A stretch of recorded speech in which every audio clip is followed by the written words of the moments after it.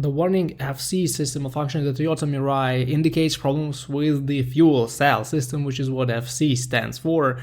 Unfortunately, this warning may mean almost anything, starting with the 12-volt battery problems and up to serious issues with the hydrogen system, which is super dangerous. The good news is that if the computers in your Toyota actually find problems with leaking hydrogen or something like that, the car will shut down and you won't be able to drive. So if the car still moves, the problem is not that serious. In this video, I want to show you the service bulletin issued by Toyota for the 2016 to 2019 model years of Mirai regarding this FC system malfunction warning. The TSB number is 004622. The bulletin applies to the vehicles that store the P1DEF code. Basically, Toyota admits that there was faulty software used in the FCM, which is the fuel control module, and there is a software update and calibration procedure for these vehicles available in the dealership. Also, in some cases, they will replace the FCM. The bulletin describes the repair procedure, but it should only be completed by a trained professional mechanic.